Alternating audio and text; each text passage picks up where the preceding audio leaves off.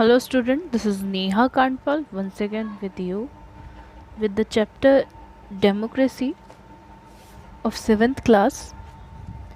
थोड़ा सा ज़्यादा समझने के लिए इस चैप्टर को आपको 9th और 10th की वीडियो देखनी चाहिए जो कि मैंने सिविक्स पे बनाई है डेमोक्रेसी पे। डेमोक्रेसी जो है उसको समझने के लिए आपको गवर्नमेंट को समझना पड़ेगा, क्योंकि गवर्नमेंट को चलाने का तरीका जो है एक वो है डेमोक्रेसी। गवर्नमेंट को चलाने के बहुत से तरीके होते हैं जिनमें से एक होता है डेमोक्रेसी। डेमोक्रेसी को गवर्नमेंट को चलाने का सबसे अच्छा तरीका माना जाता है। तो बात करते हैं डेमोक्रेसी होती क्या है। बहुत ही फेमस प्रेसिडेंट हैं अब्राहम लिंकन यूएस के, जो कि 1809 से 1865 के पीरियड में प्रेसिडेंट रहे हैं यूएस के, जिन्होंने डेमोक्रेसी को डिफ़ाइन किया है कि government of the people by the people for the people. यानी कि जो डेमोक्रेसी है यानी कि लोकतंत्र है वो जनता द्वारा जनता के लिए जनता प्रशासन है। यानी कि तीनों ही चीज़ों में जो सबसे मेन वर्ड आ रहा है वो है जनता, यानी कि हम। Democracy is the far of the most challenging from the government both of the politician and for the people. The term democracy comes from the Greek language and means rule by the people. तो जो भी हमने अभी तक पढ़ा वहाँ पे हमें सिर्फ एक बात समझ में आई कि जो सबसे इम्पॉर्टेंट चीज़ होती है डेमोक्रेसी में वो होती है लोग। लोग यानी कि हम, और हमारे द्वारा ही निर्णय लेकर डेमोक्रेसी को बनाया जाता है। थोड़ा सा और ब्रॉडर मीनिंग जानते हैं डेमोक्रेसी का। तो democracy in the most countries today can be called representative democracy. That is the majority of people rule through their elected representatives. Only representative democracies are viable in today's world. See, तो जो democracy है इसका मतलब ये है कि जो ज़्यादा लोगों द्वारा चुने गए। आपको पता है डेमोक्रेसी का मतलब होता है to the people for the people by the people. यानी कि जनता ने जिन लोगों को चुना वो लोग सरकार बने, और सरकार बनने के बाद उन्होंने जिन लोगों पर शासन किया वो लोग हम ही थे।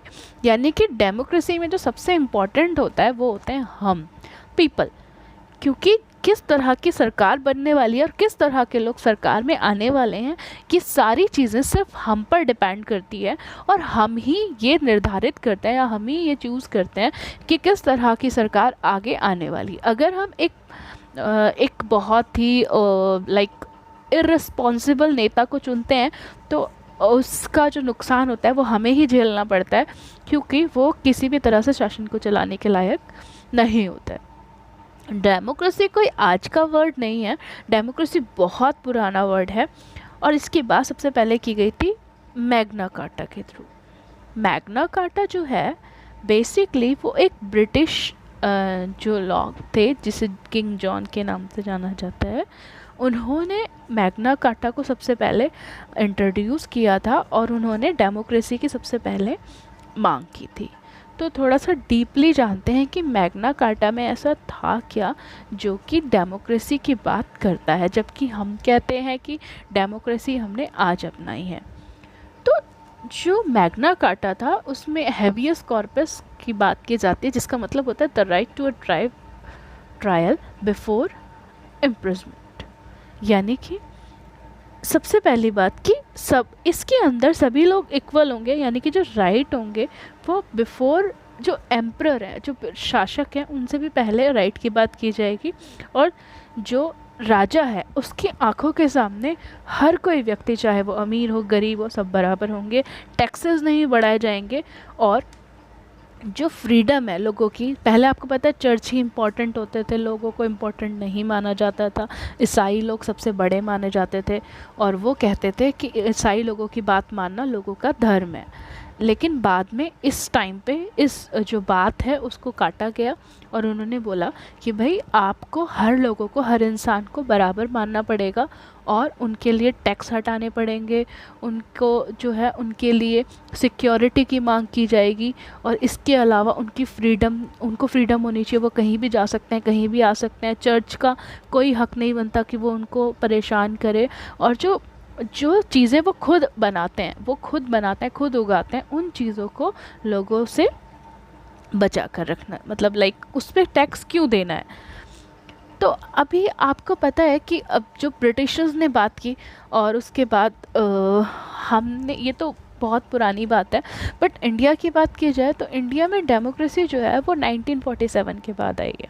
1947 तक हमारे ऊपर ब्रिटिशर्स का राज था और 200 सालों तक ब्रिटिशर्स ने हम पे राज किया। उससे पहले मुगल्स थे हमारे यहाँ। मुगल्स में कौन कौन थे, एक बार उसको हम डीपली जान जाते हैं। मुगल्स को समझाने के लिए मैंने आपके लिए एक छोटा सा वर्ड दिया है, भाज साहब। भाज साहब से आप पूरे मुग़ल एम्पायर को समझ सकते हो। जैसे कि बी से बाबर, एच से हुमायूं, ए से अकबर, जे से जहांगीर, एस से शाहजहां और ए से औरंगज़ेब और लास्ट में बहादुर शाह ज़फ़र, जो कि लास्ट अपने शासक थे मुग़ल एम्पायर। उसके बाद ब्रिटिश लोग जो है वो आ गए थे। तो अगर हम बात करें तो डेमोक्रेसी जो वर्ड है वो हमारे लिए एक ऐसा वर्ड था जो सिर्फ सपना था, क्योंकि हमारे ऊपर इतने सारे लोगों ने राज किया। तो हम लोग डेमोक्रेसी का मतलब ही नहीं जानते थे कि डेमोक्रेसी होती क्या है, फ्रीडम क्या होता है, इक्वलिटी क्या होती है। क्योंकि हमने जब 700 सालों तक मुगल्स को सर्व किया तो हम वहाँ पर सिर्फ और सिर्फ एक सर्विंग पीपल थे, जो कि सिर्फ और सिर्फ लोगों को सर्व जिसे कहते हैं, दास जिसे कहते हैं, वो थे उनके। और उसके बाद जब अंग्रेज़ आए, अंग्रेज़ों के लिए भी हम दास से ज़्यादा बढ़कर कुछ भी नहीं थे। तो डेमोक्रेसी को जानने के लिए पहले आपको इन चीज़ों को जानना बहुत ज़रूरी था। तो एक बार रिकॉल कर लेते हैं।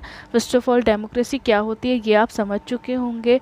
डेमोक्रेसी आई कहाँ से, first of all Magna carta जो है वो समझ गए। इंडिया का जो है हमारा, आप समझ गए होंगे कि ब्रिटिशर्स ने रूल किया, मुगल्स ने रूल किया। इसके आगे का चैप्टर हम पढ़ेंगे, इसको आपको नोट डाउन करना है अपनी नोटबुक में।